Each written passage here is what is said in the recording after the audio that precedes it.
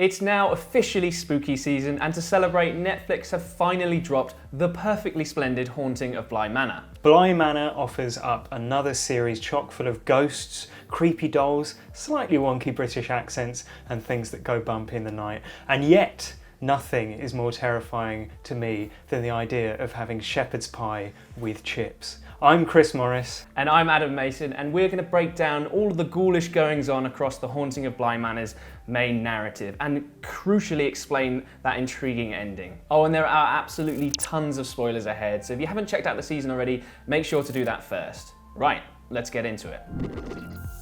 Right, let's start at the ending and work our way backwards. The final 3 episodes of Bly Manor were full of meaty story revelations. In particular, the story of Viola Lloyd, which we got recounted in episode 8. So let's start right there. Yeah, so episode 8, which is called The Romance of Certain Old Clothes, tells the story of Viola and her sister Perdita. Their father dies, unfortunately, and because of the time they live in, it means that they can't inherit the estate. So various bachelors come and try and woo the sisters, and Viola ends up marrying a nice young man named Arthur. They have a child, but shortly thereafter Viola comes down with consumption or tuberculosis, which, because of the time they live in, is essentially a death sentence. Amazingly though, Viola manages to hold on for another 6 years, but it's very much at the cost of her sanity and her relationships with her husband, her child, and unfortunately at the cost of her relationship with her sister,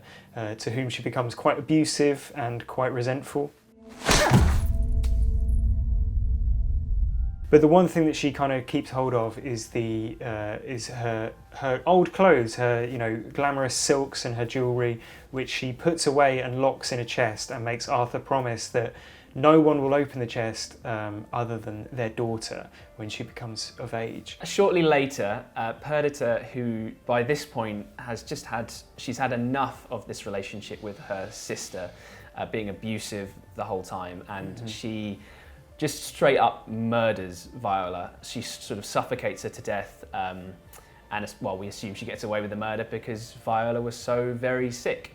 What happens directly after this to Viola is that she becomes trapped in this sort of living purgatory inside the chest of her jewels and clothes and all of the riches.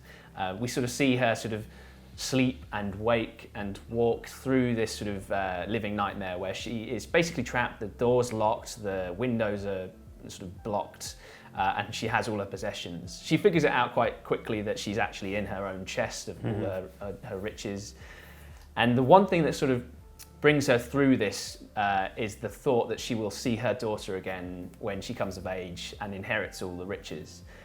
Only she doesn't see her daughter first. The first person that actually opens the chest is Perdita. In the time since Viola's death, she has remarried Arthur and basically inherited the estate with him. And the estate goes into sort of ruin, as we find out. Like, Arthur's business isn't sort of taking off. They haven't got as much money as they used to. And Perdita's plan is to unlock the chest and basically sell it for financial gain. Only when she opens the chest, having stolen the key from Arthur, she is strangled by the ghost or the demon spirit, I guess, of Viola in the jump scare that got me the most in the entire season. It's definitely the best, or most effective jump scare. The arms coming through the sleeves of the dress as Perdita holds it. And Arthur discovers her body, mangled and dead in the attic. Yeah. And his response is to move away from Bly Manor entirely with his daughter. And rather than taking the chest with them, as Viola's spirit hopes they will, because Arthur now thinks that the chest is cursed because of what happened to Perdita, he dumps the chest in the lake in Bly Manor, which gives us the seed for why Viola, is the lady in the lake. Basically, that's kind of the context for all the hauntings that go on in Bly Manor, is this sort of backstory of Viola and Perdita.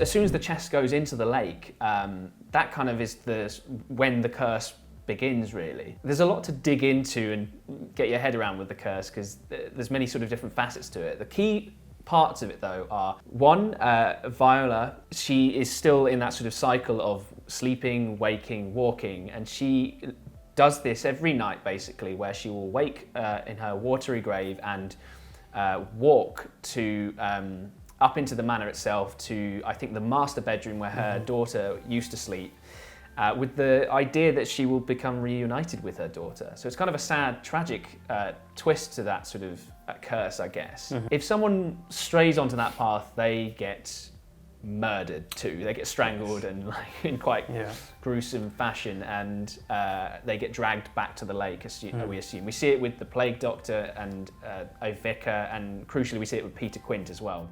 I thought I said go back to bed. The people that fall onto that murderous warpath, they basically reappear as ghosts on the estate and are trapped there. They can't leave the estate, they can't move beyond the grounds. They try to, but they just get zapped back into the house. They're sort of locked, imprisoned on Bly Manor. And what's even more tragic is that their memories and their identities and their faces fade into nothingness. So we see this mostly with Viola herself. Her face just sort of becomes like, it's just a smooth husk of her former self. The first thing you see in the whole series is the title sequence, of course, which has each of the cast members going through this process. Exactly, yeah. But we see it play out, as you say, with Viola, and we see her forgetting what she's even doing, to the extent that one time she even finds a child. Whoever the residents of Bly Manor are at this point, a child is sleeping in the bed where she is expecting to find a child, and so she assumes, well, it must be my child, it must be the child that I've come here to see, and tragically takes him back to the lake with her. It's a really unpleasant and quite sinister curse, because it extends not only to anyone who is killed by Viola, but anyone who then dies on the ground for whatever reason. So of course Mrs. Gross, who we know is murdered by Peter Quint inhabiting Miles's body. God, there's so much to unpack with that. There is, yeah. We'll get into that in a minute. We see it not just with Mrs. Gross, but Miss Jessel as well also dies not at the hands of Viola. And we can also assume that quite a lot of the ghosts we see across the season, be they directly or like indirectly, you might have spotted many of them are actually embedded in the background of certain scenes, similar to how it was done with Hill House. And if you didn't spot them, we've got you covered on that, don't worry. We've got a whole video which is going to go and sort of dig out all of those hidden ghosts and point them out to you just in case you didn't spot them. So make sure to subscribe to GameSpot Universe just so you're keeping track of that, and we'll have that video up soon. The first time we really see the curse or have some idea of what is going on with it is obviously through the characters of Peter Quint and Miss Jessel, Rebecca. I don't know about you, but I kind of thought for a while that they were going to be quite central to what was going on at Bly Manor. And it turns out that they're not really, they're just another victim. We see another element to the curse, which is that the ghosts can actually possess people if they are like willingly invited in to, by the subject. And so we see Peter possess Miss Jessel in a bid to escape Bly Manor and then eventually drown her, I guess, so that she is there with him and so that he's not alone, and so that he can exact his longer term plan, which is to possess Miles and Flora. Yeah, because doesn't she say, "Oh, we'll just go to America and I'll be that batty old British woman that talks to myself or whatever, or talks to the air." Yes. But he knows by that point that that's not possible. Yeah. And I think that's kind of where his plan to get out is seeded. Like, he knows that he can't leave the estate because he's tried, and we then see that. I think it's in episode 7 where it's that their sort of story is basically kind of coming to its conclusion, and he shows us Perdita. And we don't know it's Perdita at that point, but like he sort of whips her out of thin air like this faceless doll-looking woman. Yeah. You just get the understanding that that's what happens to people that die on Bly estate. They will just become that. And that's a spooky thing, and you can kind of get the understanding that he doesn't want that to happen to him or Miss Jessel, who by this point is also dead. I guess we get a little bit more closure with Miss Jessel's character in that she deceives Peter by saying she's going to go through with the plan for them to possess Miles and Flora and escape. She doesn't do that. She lets Flora, maintain some control, and she doesn't possess her fully. And that kind of leads, I guess, to this sort of the plan all falling apart, and effectively what we get with Dani, the au pair, escaping, and what happens at the end of the beginning of episode 9, where she encounters Viola. You mentioned there about Viola grabbing Dani, and obviously we've barely mentioned Dani so far, the main character of the whole show. We should probably put that to bed. Episode 9 is very Dani-centric, and we see her being spared by Viola because Viola takes Flora instead, but then Dani, who has seen Peter and Miss Jessel do the possession trick with the children, does the same thing with Viola and takes Viola, her spirit inside of her. For whatever reason, and this is where it gets a little bit cloudy for me, Dani can leave the estate. Also, Viola being brought into Dani means that the curse is lifted, and all the other spirits disappear, as we vanish. see. Yeah, I kind of my reading of this, and again, it's pure speculation, is that, and I think there's a line of dialogue, maybe in the narration, where it says the invitation is accepted, by Viola into Dani. And I guess because Viola's the sort of centre of everything that's going wrong at Bly, that lifts the curse, which means all the ghosts vanish, but it also lifts the perimeter thing, right? So that means that Dani can leave. I might have been going mad, but as soon as Viola sort of possessed Dani, did you notice Dani's eyes changing colour as well? Yes. One was blue, one was brown. Yeah, she has different coloured eyes. Yeah, which I took to mean that they sort of are sharing kind of it's a physical representation of how they're sharing control of this one person, of Dani's body. Yes. Which kind of, I guess, maybe gives some kind of reasoning behind how Dani has that ability to sort of almost, I think she mentions she can not lock her away, but she can kind of feel Viola sort of in the back of her sort of mind, sort of there. She can feel that murderous or that vengeful nature. And that is kind of the tragedy that sort of unfolds across episode 9, right? They all leave Bly Manor, the curse is resolved, everything's sort of resolved. And Dani and Jamie, having struck up this romantic relationship across the season, they move to America. They look like they open a very, very nice sort of plant shop or a flower shop. They do really live the perfect life for a few years.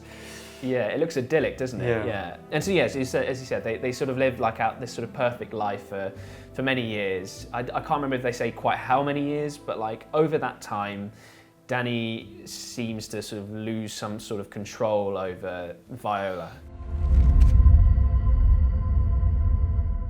That sort of manifests itself in weird ways, she sleepwalks, I guess, into sort of flooding their apartment at one point, but then more crucially, she sort of awakes one night, almost ready to strangle Jamie, and in that moment she realises what she needs to do, and she can't continue on with that sort of path because it would lead to potentially Jamie being murdered, which is the love of her life. She doesn't want that to happen. So she makes the tragic decision to go back to Bly Manor and to submerge herself in the lake and drown herself. But Dani's idea behind that is it's sort of returning Viola to her rightful place. We're told that the curse doesn't start again with Viola being there, and I think that's because Dani is able to retain some control still, even in this state of death, I guess. I guess it's more about self-sacrifice rather than it's being about Viola was murdered, whereas Dani sacrifices herself to save others. Maybe that,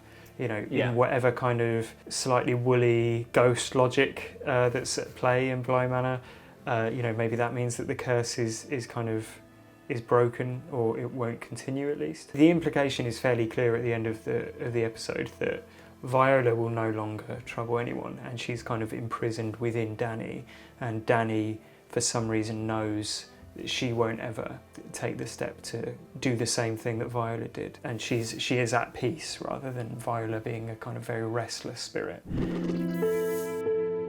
Of course, we can't talk about Dani without sort of referring to her sort of past ghostly experiences, right? So in episode 4, The Way It Came, we learn about Dani's backstory, her history, which is that she was in a sort of engagement to her childhood sweetheart, a guy called Edmund, and she broke that engagement off as she was coming to terms with her own sexuality, which we obviously learn later on with her relationship with Jamie, the gardener. So they have the argument to end all arguments, basically. It's not nice. It's horrible, isn't it? Yeah, in a restaurant, and it basically ends with them in the car afterwards. Oh, it's just simmering bitterness, which is it's not good. Edmund's like furious. He's really upset, obviously, and like he storms out of the car and just is immediately struck by a bus. It is brutal, like it's horrible. The ghost that basically haunts Dani for the first half of the series, effectively, is Edmund. But like, it's creepy because he's wearing these sort of spectacles that are like spherical, Harry Potter glasses, basically, that just illuminate the headlights of the bus in that moment that he died, which is just a horrifying little touch. That's kind of an earlier haunting that Dani actually, through her relationship with Jamie, manages to come to terms with. It's obvious that she feels responsible for his death, but through her relationship with Jamie, she's able to come to terms with that, and then, we don't see Edmund again. So it's a for a time at least, a happy ending for Dani. I think one of the most memorable episodes in the entire season is episode 5, which is called The Altar of the Dead. And it's an episode where we just get to learn more about the Bly Manor Estate's housekeeper, Mrs. Gross. I think this is easily my favourite episode of the series, and I think it contains like a very clever and shocking twist at the kind of core of it. What I think is really interesting about it is that once you've seen the full series, the episode gets a whole new context, because you realise that you're kind of experiencing, the whole episode is supposed to be what Mrs. Gross's day-to-day life is, because you have those jarring cuts of her going through doors, and then it's suddenly nighttime or daytime, or people are there or have gone, and you realise that this is a representation of the process of her fading away.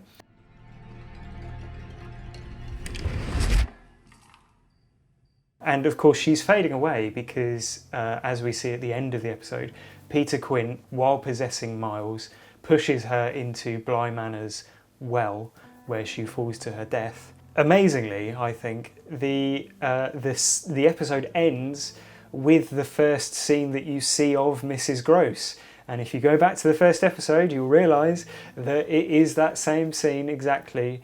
Mrs. Gross leaning over the well, looking at her own body and rubbing the back of her neck, which is broken, and then kind of snapping out of it and going, oh, yeah, hello, Dani, you must, it's nice to meet you. I'm a big fan, especially things like horror. I think it tends to work particularly well. Episodes where they mix up the style in order to show you how it feels to be one of the characters.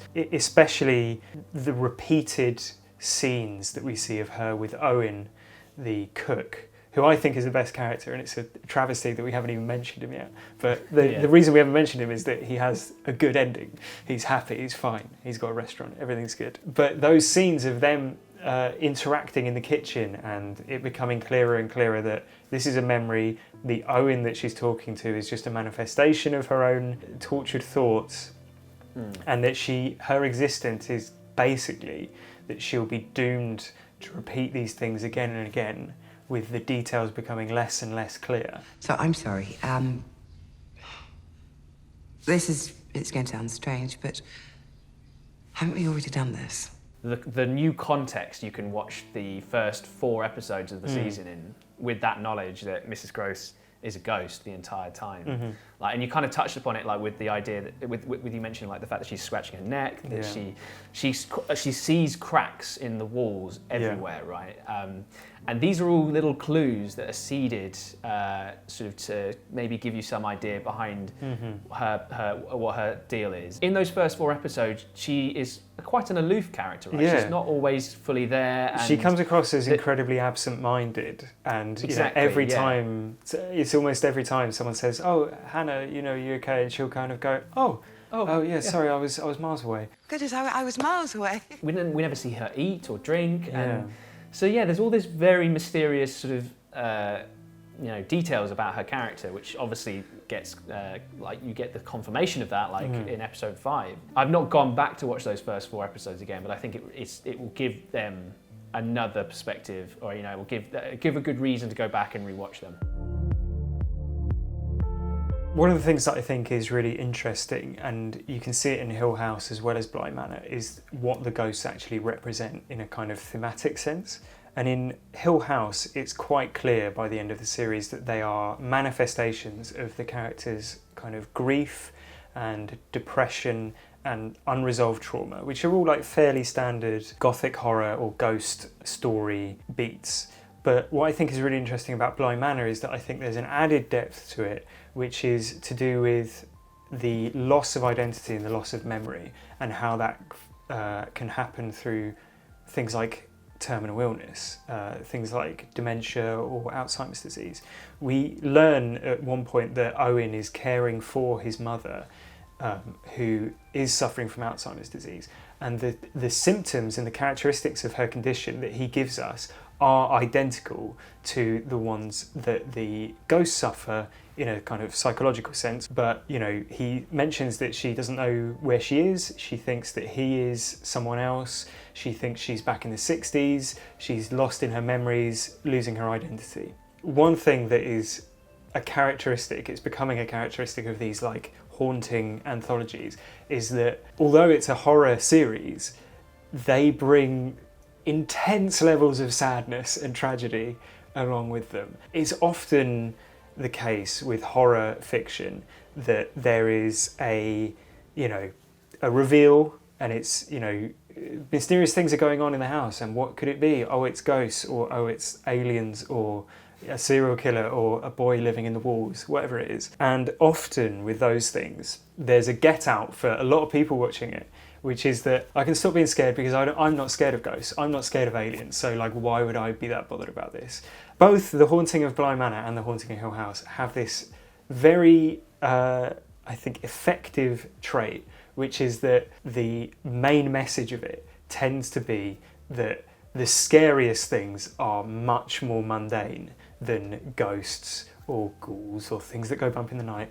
The scariest thing is the idea of losing a loved one, or losing your mind, losing the memory of who you are, or the memories of your loved ones, losing all purpose. Those things are the real horror at the heart of both of these shows, and it's very difficult when they are as mundane as they are for anybody, I think, watching to be like, oh, I don't care about that, because everyone can imagine how traumatic it would be to live through a thing like that. And I think that is something that was really effective about Hill House, and I think it's something that's really effective about Bly Manor too. Our assumption that ghosts are scary, therefore they are purely just horror, that I think is, I kind of guess that's a little bit reductive actually, because I think Bly Manor, or the Haunting Anthology series, knows that too, right? We get an actual overt reference to that at the end of the season of Bly Manor, where the adult Flora, on the eve of her wedding, tells the narrator, Jamie, adult Jamie, that her story isn't a ghost story, it's a love story. And I think that's sort of really, that's a really pertinent thing to say. A lot of ghost stories actually, that's their hidden power, is that they are sad and tragic in a way that it's sometimes hard to comprehend on the surface, and that's why we just assume ghosts, we make them all scary looking. The fact that Flora says it's a love story, I think it's really powerful, because that's what Bly Manor is. It is a love story. There are several love stories interweaved throughout the narrative, and at times I think they're the key to the story, or they're the heart of it, right? And we've got several. We've got Dani and her childhood sweetheart, and that is a doomed engagement. It doesn't go anywhere, and for Edmund, it's a particularly fatal ending to that.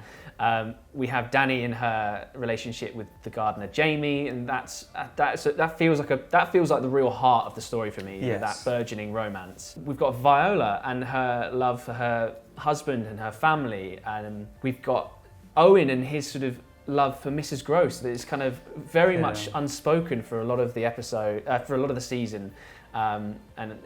But it's there, and like I think many people can see that it's there. And then you've got the Wingraves as well, Mr. and Mrs. Wingrave, and like I guess their love triangle with Henry Thomas's uncle character. But the key thing about all of those romances, all those sort of relationships, is that they're all doomed. None of them succeed in the end. Like there is love there, which is crucial to them, but like they all have these sad endings. Good ghost stories are sort of about like that sad, tragic loss and grief. It's the sort of tragedy of like losing a loved one, you know, that's what creates a ghost, right? Death creates those ghosts. So it's sad and tragic for the people that are left behind. They're losing those loved ones, but also it's a sad and tragic place to be for the ghost. Like they're kind of like caught in these, I guess, like living nightmares where they, I guess, invisible to most people, can't like sort of interact with anyone, and they sort of lose that part of their lives, that social interaction part of their lives. Yeah, well, I mean, so many ghost stories are about like, you know, we will make the ghost go away by helping them with their unfinished business. And if you actually dig down into it, that's not, I know that's like a pretty hokey horror narrative. Cliche. Yeah. But actually, when you think about it, it's kind of, that just comes from a very simple desire that I think everyone has when they lose a loved one, which is like, I wish they could have seen this thing. I wish they could have gone to that place that they were always talking about going to, or, you know, seen their daughter grow up, or, you know, whatever it might be. It's really relatable, isn't it? It's hideously relatable, because it's, for anyone that's lost anyone, it is something like where you just wish you could have that moment again, where you could mention something or say something, or just share in that person's company again. And like that is the tragedy that sort of is just the core backbone of these stories. And Bly Manor, I think, really understands that in a way that sort of it underpins both the horror but also the emotional sort of undercurrents of what these stories are about. And that, I think, is why it's applicable to call Bly Manor both a ghost story and a love story, because they coexist really. Thank you so much for watching our thorough breakdown of The Haunting of Bly Manor. You can find us on Twitter. I'm at Adam Rees-Mace. And I'm at Chris Morris91. Keep it locked to GameSpot Universe for more Bly Manor and all your entertainment coverage needs.